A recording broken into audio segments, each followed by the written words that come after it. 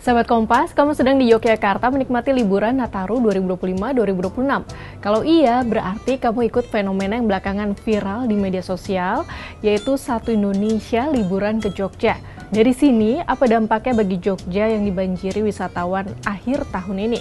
Padahal sebenarnya hype-nya Jogja bukan kali ini saja, sebab ternyata sejak awal abad 19, kota gudeg ini sudah populer sebagai kota wisata. Apa penyebabnya? Dan ada masalah apa di balik ramainya Jogja saat liburan? Kita bahas ya. Hasil survei dari Kementerian Perhubungan menyebutkan lebih dari sekitar 5,1 juta wisatawan akan memasuki wilayah daerah istimewa Yogyakarta pada libur Nataru tahun ini. Dari jumlah ini, kepadatan arus lalu lintas di pusat kota Yogyakarta pun meningkat signifikan atau macet di mana-mana. Bahkan saking tumplek-bleknya wisatawan di Jogja, di media sosial banyak yang menyebut secara hiperbola bahwa Satu Indonesia sedang ke Jogja. Nah, sebenarnya magnet kota Yogyakarta dan sekitarnya yang berada di Provinsi Daerah Istimewa Yogyakarta sudah ada sejak akhir abad ke-18 oleh turis asing dan Eropa, terutama karena banyaknya candi-candi yang baru saja ditemukan, seperti Prambanan dan Borobudur yang secara geografis berada di dekat Yogyakarta. Biasanya turis sampai di Jogja melalui kapal laut di Semarang, lalu dilanjutkan dengan kereta api melalui Salatiga, lalu Surakarta dan Jogja. Atau bisa juga kapal berhenti di Batavia alias Jakarta, kemudian ke arah selatan dengan rute darat ke Jogja.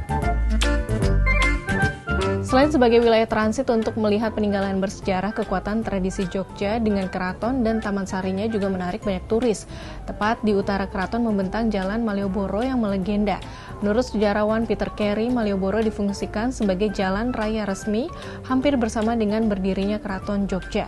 Di masa lalu, jalan ini akan dipakai untuk menyambut tamu terhormat Sultan oleh para prajurit keraton. Kawasan Malioboro pun berkembang menjadi pusat perekonomian penting karena aktivitas perdagangan antara pedagang Belanda, Tionghoa, dan penduduk lokal, didukung pembangunan infrastruktur kolonial seperti stasiun kereta api dan pertokoan, menjadikannya pusat keramaian yang terus berlanjut. Selain itu, daerah dingin seperti Kaliurang juga dikenal sebagai tempat peristirahatan sejak masa kolonial Belanda. Nah, terkait dengan Malioboro, ikonnya wisata di Yogyakarta baru-baru ini setelah para pedagang kaki lima yang direlokasi, kini giliran pemusik jalanan atau pengamen yang sedang ditata oleh pemerintah kota Yogyakarta. Terkait hal ini, pegiat HAM M. Nur Ramadan dalam artikel Opini Kompas 24 Desember 2025 menyebut, jika penataan Malioboro yang syarat kepentingan kapitalisme terus saja tak terbendung menggerus sisi-sisi kehidupan orang Jogja yang syarat dengan budaya. Ironinya, menurut dia, Pemkot Yogyakarta malah abai melihat sejarah dan mendorong Malioboro yang lebih inklusif ke depan bagi semua kelas dan kelompok sosial warganya. Padahal secara kesejarahan, Pemkot seakan melupakan bahwa di Malioboro tahun 1970 hingga 1980-an pernah tumbuh berbagai kegiatan kesenian dan budaya, khususnya seni pertunjukan teater, kepenyairan, dan seni musik, serta lahirnya sastrawan serta tokoh pemikir seperti W.S. Rendra, Cak Nun, Ebit Gade, dan Umar Khayyam. Di balik penataan pengamen Malioboro ini, Dinas Kebudayaan Kota Yogyakarta mengklaim jika alat yang dipakai pengamen dirasa sudah ketinggalan zaman sehingga dinilai tidak layak lagi dinikmati halayak ramai. Sementara Wali Kota Yogyakarta mengklaim jika pengamen yang boleh tampil di Malioboro harus yang istimewa. Selain permasalahan yang membelit Malioboro, satu hal lagi yang selalu dikeluhkan wisatawan di Jogja adalah kemacetan. Pasalnya, infrastruktur kota Yogyakarta dan kabupaten di sekitarnya yang tumbuh dari sebuah wilayah keraton tradisional tidak didesain untuk menampung kendaraan dalam jumlah besar.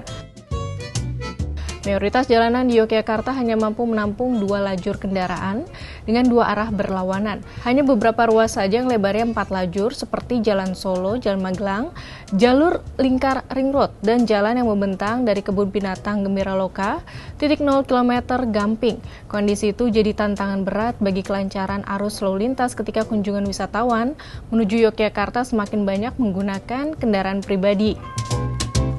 Selain macet, masalah lainnya tentu sampah. Kepala Dinas Lingkungan Hidup Kota Yogyakarta, Racuan Taufik, mengatakan kenaikan volume sampah selama periode libur Nataru bisa mencapai 50%.